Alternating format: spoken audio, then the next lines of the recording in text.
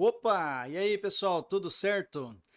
Estou aqui hoje para falar com vocês sobre um livro que eu estou lendo, estou terminando agora e é muito interessante. E eu queria, compartilhar algumas ideias do livro que eu achei muito legais. O nome do livro é A Psicologia Financeira, do Morgan Housel, que é um gestor de fundos lá dos Estados Unidos. Ele, trabalha no mercado de ações e entre outras coisas. E ele juntou, compilou nesse livro aqui alguns dos aprendizados que ele teve ao longo do tempo.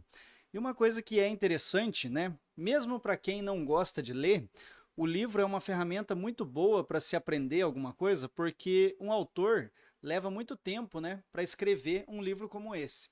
E todo o tempo e todo o esforço que ele coloca aqui, às vezes vai de uma carreira inteira, de um autor, de uma autora colocando um livro. E se você pensar que o esforço da carreira inteira dele eu pude comprar por R$ 40 numa livraria, é um acesso, um conhecimento muito barato.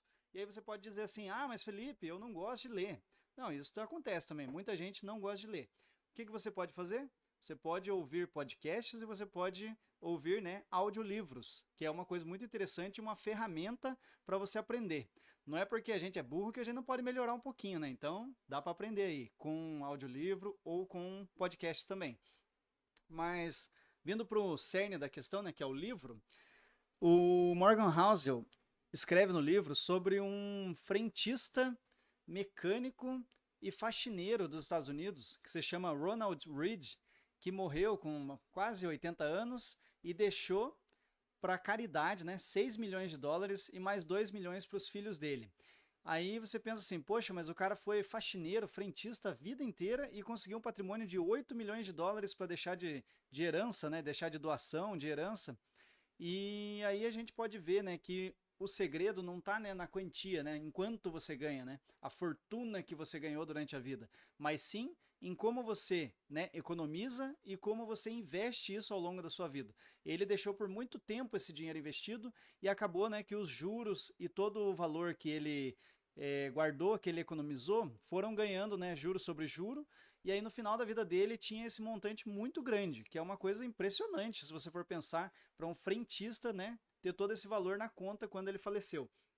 Aí as impressões que a gente pode ter sobre isso, que a gente pode pensar, fala, pô, se o frentista faxineiro fez, então qualquer um pode fazer, eu posso fazer também.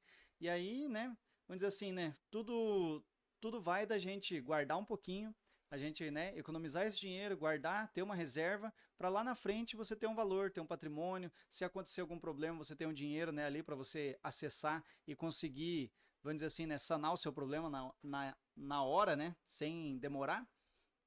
E aí o autor fala também de algumas coisas, que ele aprendeu e que tem um capítulo que ele fala sobre assim, ninguém é maluco. Por mais que você ache que uma pessoa tomou uma decisão financeira, uma pessoa fez uma cagada financeira, sei lá, comprou uma loja, comprou um mercado ou comprou um carro parcelado, pra gente às vezes pode parecer uma loucura, uma doideira o que essa pessoa está fazendo. Mas ninguém é maluco. Aquela pessoa que tomou aquela decisão, para ela parecia um caminho lógico, parecia um caminho certo a se tomar. Então, assim, às vezes a gente fica julgando o que os outros fazem com o dinheiro deles, mas para aquela pessoa tem um caminho lógico, tem uma intenção, por trás das atitudes da pessoa. Então, assim, ninguém é maluco. Se você comprou um negócio, comprou, adquiriu uma dívida, fez alguma coisa, foi pensando que aquilo seria o melhor caminho para você. Então, ele fala também sobre outras coisas, que uma coisa que ele deixa bem clara no livro, é sobre o fator sorte.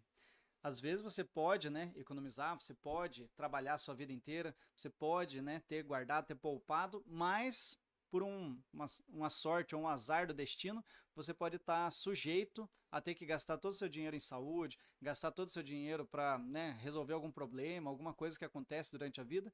E ele fala que a sorte é um fator que ajuda muito também. E a gente não tem como medir se a pessoa teve muita sorte ou pouca sorte, mas, em algum grau a pessoa, tem sorte ali. Ou para ela comprar alguma coisa, ou para ela trabalhar, teve sorte de talvez não ter uma doença, que atrapalhou a vida dessa pessoa. Então ele fala assim sobre esse fator da sorte, que é uma visão interessante, que eu nunca tinha pensado muito sobre isso e achei bem, bem legal. E outra coisa que ele falou também é que a história, a história passada, a história recente, história da humanidade, ela é um conjunto de eventos que nunca aconteceram antes. Sempre tem alguma coisa que nunca aconteceu e que está acontecendo pela primeira vez. Mas a história é usada, né, para você projetar, para você prever o que vai acontecer no futuro. E é uma coisa muito incerta também, porque como que você pode, né, prever que uma crise que nem a crise de 1929, que teve nos Estados Unidos, que abalou o mundo inteiro, vai acontecer de novo? Uma crise de 2008, que aconteceu, né, que atrapalhou o mundo inteiro, vai acontecer de novo? Ou um Covid-19, né? Quem diria que uma crise daquele tamanho ia acontecer no mundo agora, né, no mundo moderno que a gente vive hoje? E a gente passou por isso. E foi, né, a primeira vez, né, na humanidade recente que aconteceu um negócio desse. Então, muitas vezes a gente se basear em assuntos, né, em fatos que aconteceram há muito tempo, não quer dizer que isso vai se repetir no futuro e que você vai ter uma boa previsão de como as coisas serão pelos fatos passados. Então, essas são algumas das ideias que ele tem nesse livro aqui que eu achei interessantes e quis compartilhar aqui com vocês. Eu queria dizer também que a gente tá com uma iniciativa, né, de um podcast que é o Prosa de Compadre. Eu vou tentar deixar na descrição em algum lugar aqui. E se você quiser acompanhar a gente ali, eu e o compadre estamos lá fazendo conteúdo, né? Normalmente todo sábado tá tendo um episódio novo. E aqui no nosso canal a gente vai tentar lançar mais vídeos mais regularmente. Muito obrigado.